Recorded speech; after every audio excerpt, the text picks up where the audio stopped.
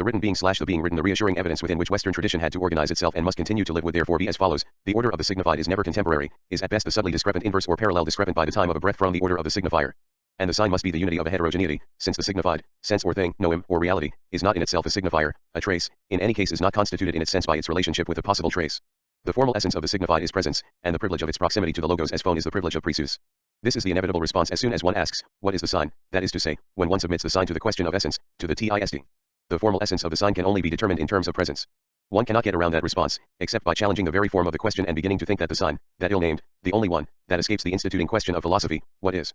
Radicalizing the concepts of interpretation, perspective, evaluation, difference, and all the empiricist or non-philosophical motifs that have constantly tormented philosophy throughout the history of the West, and besides, have had nothing but the inevitable weakness of being produced in the field of philosophy, Nietzsche, far from remaining simply, with Hegel and as Heidegger wished, within metaphysics, contributed a great deal to the liberation of the signifier from its dependence or derivation with respect to the logos and the related concept of truth or the primary signified, in whatever sense that is understood. Reading, and therefore writing, the text were for Nietzsche originary operations. I put that word within quotation marks for reasons to appear later, with regard to a sense that they do not first have to transcribe or discover, which would not therefore be a truth signified in the original element and presence of the logos, as topos noetos, divine understanding, or the structure of a priori necessity. To save Nietzsche from a reading of the Heideggerian type, it seems that we must above all not attempt to restore or make explicit a less naive ontology, composed of profound ontological intuitions acceding to some originary truth, an entire fundamentality hidden under the appearance of an empiricist or metaphysical text. The virulence of Nietzschean thought could not be more completely misunderstood. On the contrary, one must accentuate the naivete of a breakthrough which cannot attempt to step outside of metaphysics, which cannot criticize metaphysics radically without still utilizing in a certain way, in a certain type or a certain style of text, propositions that, read within the philosophic corpus, that is to say according to Nietzsche ill-read or unread, have always been and will always be naivetes, incoherent signs of an absolute appurtenance. Therefore, rather than protect Nietzsche from the Heideggerian reading, we should perhaps offer him up to it completely, underwriting that interpretation without reserve, in a certain way and up to the point where, the content of the Nietzschean discourse being almost lost for the question of being, its form regains its absolute strangeness, where his text finally invokes a different type of reading, more faithful to his type of writing. Nietzsche has written what he has written. He has written that writing and first of all his own is not originarily subordinate to the logos and to truth, and that this subordination has come into being during an epoch whose meaning we must deconstruct. Now in this direction, but only in this direction, for read otherwise, the Nietzschean demolition remains dogmatic and, like all reversals, a captive of that metaphysical edifice which it professes to overthrow. On that point and in that order of reading, the conclusions of Heidegger and Finck are irrefutable. Heideggerian thought would reinstate rather than destroy the instance of the logos and of the truth of being as primum signitum, the transcendental signified, transcendental in a certain sense, as in the Middle Ages the transcendental ens, unum, verum, bonum was said to be the primum cognitum, implied by all categories or all determined significations, by all lexicons and all syntax, and therefore by all linguistic signifiers, though not to be identified simply with any one of those signifiers, allowing itself to be pre-comprehended through each of them, remaining irreducible to all the epical determinations that it nonetheless makes possible, thus opening the history of the logos, yet itself being only through the logos, that is, being nothing before the logos and outside of it. The logos of being, thought obeying the voice of being, LQ is the first and the last resource of the sign, of the difference between signans and signatum. There has to be a transcendental signified for the difference between signifier and signified to be somewhere absolute and irreducible. It is not by chance that the thought of being, as the thought of this transcendental signified, is manifested above all in the voice, in a language of words mos. The voice is heard, understood, that undoubtedly is what is called conscience closest to the self as the absolute effacement of the signifier, pure auto-affection that necessarily has the form of time and which does not borrow from outside of itself, in the world or in reality, any accessory signifier, any substance of expression foreign to its own spontaneity. It is the unique experience of the signified producing itself spontaneously, from within the self, and nevertheless, as signified concept, in the element of ideality or universality. The unworldly character of the substance of expression is constitutive of this ideality. This experience of the effacement of the signifier in the voice is not merely one illusion among many, since it is the condition of the very idea of truth, but I shall elsewhere show in what it does delude itself. This illusion is the history of truth and it cannot be dissipated so quickly. Within the closure of this experience, the word MOT is lived as the elementary and undecomposable unity of the signified and the voice, of the concept and a transparent substance of expression. This experience is considered in its greatest purity and at the same time in the condition of its possibility as the experience of being. The word, being, or at any rate the words designating the sense of being in different languages, is, with some others, an originary word see, your word, one a transcendental word assuring the possibility of being word to all other words. As such, it is pre-comprehended in all language and this is the opening of being and time only this pre-comprehension would permit the opening of the question of the sense of being in general, beyond all regional ontologies and all metaphysics, a question that broaches philosophy, for example, in the Sophist, and lets itself be taken over by philosophy, a question that Heidegger repeats by submitting the history of metaphysics to it. Heidegger reminds us constantly that the sense of being is neither the word being nor the concept of being. But as that sense is nothing outside of language and the language of words, it is tied, if not to a particular word or to a particular system of language, concesso non dato, at least to the possibility of the word in general, and to the possibility of its irreducible simplicity. One could thus think that it remains only to choose between two possibilities.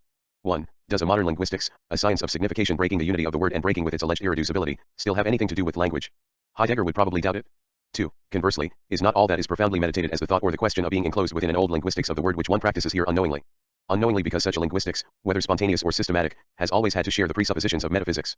The two operate on the same grounds. It goes without saying that the alternatives cannot be so simple. On the one hand, if modern linguistics remains completely enclosed within a classical conceptuality, if especially it naively uses the word being and all that it presupposes, that which, within this linguistics, deconstructs the unity of the word in general can no longer, according to the model of the Heideggerian question, as it functions powerfully from the very opening of being and time, be circumscribed as ontic science or regional ontology.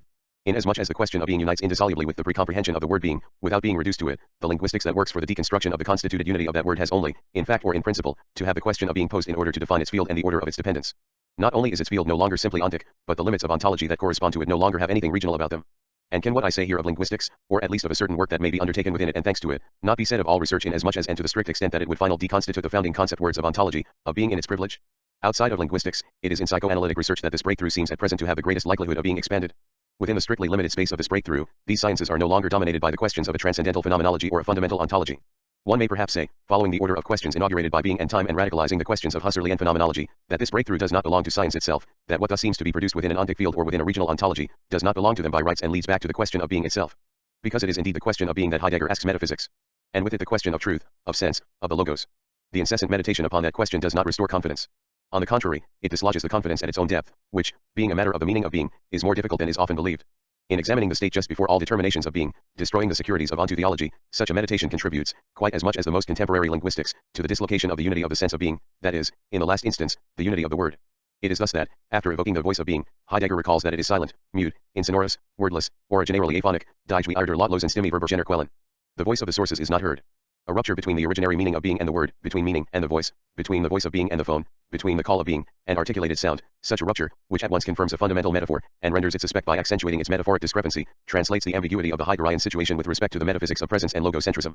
It is at once contained within it and transgresses it. But it is impossible to separate the two. The very movement of transgression sometimes holds it back short of the limit. In opposition to what we suggested above, it must be remembered that, for Heidegger, the sense of being is ever simply and rigorously signified. It is not by chance that that word is not used, that means that being escapes the movement of the sign, a proposition that can equally well be understood as a repetition of the classical tradition and as a caution with respect to a technical or metaphysical theory of signification. On the other hand, the sense of being is literally neither primary, nor fundamental, nor transcendental, whether understood in the scholastic, Kantian, or Husserlian sense. The restoration of being as transcending the categories of the entity, the opening of the fundamental ontology, are nothing but necessary yet provisional moments. From the introduction to metaphysics onward, Heidegger renounces the project of and the word ontology. The necessary, originary, and irreducible dissimulation of the meaning of being, its occultation within the very blossoming forth of presence, that retreat without which there would be no history of being which was completely history and history of being, Heidegger's insistence on noting that being is produced as history only through the logos, and is nothing outside of it, the difference between being and the entity, all this clearly indicates that fundamentally nothing escapes the movement of the signifier and that, in the last instance, the difference between signified and signifier is nothing. This proposition of transgression, not yet integrated into a careful discourse, runs the risk of formulating regression itself. One must therefore go by way of the question of being as it is directed by Heidegger and by him alone, at and beyond ontotheology, in order to reach the rigorous thought of that strange non-difference and in order to determine it correctly. Heidegger occasionally reminds us that being, as it is fixed in its general syntactic and lexicological forms within linguistics and Western philosophy, is not a primary and absolutely irreducible signified, that it is still rooted in a system of languages and an historically determined significance, although strangely privileged as the virtue of disclosure and dissimulation, particularly when he invites us to meditate on the privilege of the third person singular of the present, indicative and the infinitive. West M metaphysics, as the limitation of the sense of being within the field of presence, is produced as the domination of a linguistic form. To question the origin of that domination does not amount to hypostatizing a transcendental signified, but to a questioning of what constitutes our history and what produced transcendentality itself. Heidegger brings it up also when in Zur Seinsfrage, for the same reason, he lets the word being be read only if it is crossed out, Kreuzweis Durchstrichung. That mark of deletion is not, however, a merely negative symbol, P31, Po 83. That deletion is the final writing of an epoch. Under its strokes the presence of a transcendental signified is effaced while still remaining legible. Is effaced while still remaining legible, is destroyed while making visible the very idea of the sign. Inasmuch as it delimits ontotheology, the metaphysics of presence and logocentrism, this last writing is also the first writing. To come to recognize, not within but on the horizon of the Heideggerian paths, and yet in them, that the sense of being is not a transcendental or transepical signified, even if it was always dissimulated within the epoch, but already, in a truly unheard of sense, a determined signifying trace, is to affirm that within the decisive concept of ontico-ontological difference, all is not to be thought at one go, entity and being, ontic and ontico-ontological, are, in an original style, derivative with regard to difference, and with respect to what I shall later call difference, an economic concept designating the production of differing/differing. The ontico-ontological difference and its Grund, in the transcendence of Dasein, vom Wesen de Grunds Frankfurt M1/1n, 1955, p16 po 29, are not absolutely originary. Difference by itself would be more originary, but one would no longer be able to call it origin or ground, those notions belonging essentially to the history of ontotheology, to the system functioning as the effacing of difference. It can, however, be thought of in the closest proximity to itself only on one condition, that one begins by determining it as the ontico-ontological difference before erasing that determination. The necessity of passing through that erased determination, the necessity of that trick of writing is irreducible. An unemphatic and difficult thought that, through much unperceived mediation, must carry the entire burden of our question, a question that I shall provisionally call historiology. It is with its help that I shall later be able to attempt to relate difference and writing. The hesitation of these thoughts, here Nietzsche's and Heidegger's, is not an incoherence, it is a trembling proper to all post-Hegelian attempts and to this passage between two epochs. The movements of deconstruction do not destroy structures from the outside. They are not possible and effective, nor can they take accurate aim, except by inhabiting those structures. Inhabiting them in a certain way, because one always inhabits, and all the more when one does not suspect it. operating necessarily from the inside, borrowing all the strategic and economic resources of subversion from the old structure, borrowing them structurally, that is to say without being able to isolate their elements and atoms, the enterprise of deconstruction always in a certain way falls prey to its own work. This is what the person who has begun the same work in another area of the same habitation does not fail to point out with zeal. No exercise is more widespread today, and one should be able to formalize its rules. Hegel was already caught up in this game. On the one hand, he undoubtedly summed up the entire philosophy of the logos. He determined ontology as absolute logic, he assembled all the delimitations of philosophy as presence, he assigned to presence the eschatology of parousia, of the self-proximity of infinite subjectivity.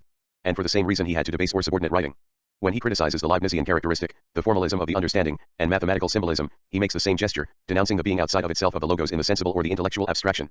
Writing is that forgetting of the self, that exteriorization, the contrary of the interiorizing memory, of the Erinnerung that opens the history of the spirit. It is this that the Phaedrus said, writing is at once mnemotechnique and the power of forgetting. Naturally, the Hegelian critique of writing stops at the alphabet. As phonetic writing, the alphabet is at the same time more servile, more contemptible, more secondary. Alphabetic writing expresses sounds which are themselves signs. It consists therefore of the signs of signs aus Zeichen der Zeichen, Encyclopédie, 459, *, but it is also the best writing, the mind's writing, its effacement before the voice, that in it which respects the ideal interiority of phonic signifiers, all that by which it sublimates space and sight, all that makes OFIT the writing of history, the writing, that is, of the infinite spirit relating to itself in its discourse and its culture. It follows that to learn to read and write an alphabetic writing should be regarded as a means to infinite culture, unendliches Bildungsmittel, that is not enough appreciated, because thus the mind, distancing itself from the concrete sense perceptible, directs its attention on the more formal moment, the sonorous word and its abstract elements, and contributes essentially to the founding and purifying of the ground of interiority within the subject. In that sense it is the Aufhebung of other writings, particularly of hieroglyphic script and of the Leibnizian characteristic that had been criticized previously through one and the same gesture. Aufhebung is, more or less implicitly, the dominant concept of nearly all histories of writing, even today. It is the concept of history and of teleology. In fact, Hegel continues, acquired habit later also suppresses the specificity of alphabetic writing, which consists in seeming to be, in the interest of sight, a Diederumweg through hearing to arrive at representations, and makes it into a hieroglyphic script for us, such that in using it, we do not need to have present to our consciousness the mediation of sounds. It is on this condition that Hegel subscribes to the Leibnizian praise of non-phonetic writing. It can be produced by deaf mutes, Leibniz had said. Hegel, beside the fact that, by the practice which transforms this alphabetic script into hieroglyphics, the aptitude for abstraction acquired through such an exercise is conserved, italics added, the reading of hieroglyphs is for itself a deaf reading and a mute writing, ein taubes lesen und ein stummes schreiben. What is audible or temporal, visible or spatial, has each its proper basis, and in the first place they are of equal value, but in alphabetic script there is only one basis, and that following a specific relation, namely, that the visible language is related only as assigned to the audible language. Intelligence expresses itself immediately and unconditionally through speech, ibid. What writing itself, in its non-phonetic moment, betrays, is life. It menaces at once the breath, the spirit, and history as the spirit's relationship with itself. It is their end, their finitude, their paralysis. Cutting breath short, sterilizing or immobilizing spiritual creation in the repetition of the letter, in the commentary or the exegesis, confined in a narrow space, reserved for a minority, it is the principle of death and of difference in the becoming of being. It is to speech what China is to Europe, it is only to the exegeticism 14 of Chinese spiritual culture that their hieroglyphic writing is suited. This type of writing is, besides, the part reserved for a very small section of a people, the section that possesses the exclusive domain of spiritual culture. A hieroglyphic script would require a philosophy as exegetical as Chinese culture generally is, ibid. If the non-phonetic moment menaces the history and the life of the spirit as self-presence in the breath, it is because it menaces substantiality, that other metaphysical name of presence and avusia. First in the form of the substantive. Non-phonetic writing breaks the noun apart. It describes relations and not appellations. The noun and the word, those unities of breath and concept, are effaced within pure writing. In that regard, Leibniz is as disturbing as the Chinese in Europe. This situation, the analytic notation of representations in hieroglyphic script, which seduced Leibniz to the point of wrongly preferring the script to the alphabetic, rather contradicts the fundamental exigency of language in general, namely the noun. All difference Abweichung in analysis would produce another formation of the written substantive. The horizon of absolute knowledge is the effacement of writing in the logos, the retrieval of the trace in parousia, the reappropriation of difference, the accomplishment of what I have elsewhere called 15 the metaphysics of the proper, i.e. proper self-possession, propriety, property, cleanliness. Yet, all that Hegel thought within this horizon, all, that is, except eschatology, may be reread as a meditation on writing. Hegel is also the thinker of irreducible difference. He rehabilitated thought as the memory productive of signs. And he reintroduced, as I shall try to show elsewhere, the essential necessity of the written trace in a philosophical, that is to say Socratic discourse that had always believed it possible to do without it, the last philosopher of the book and the first thinker of writing.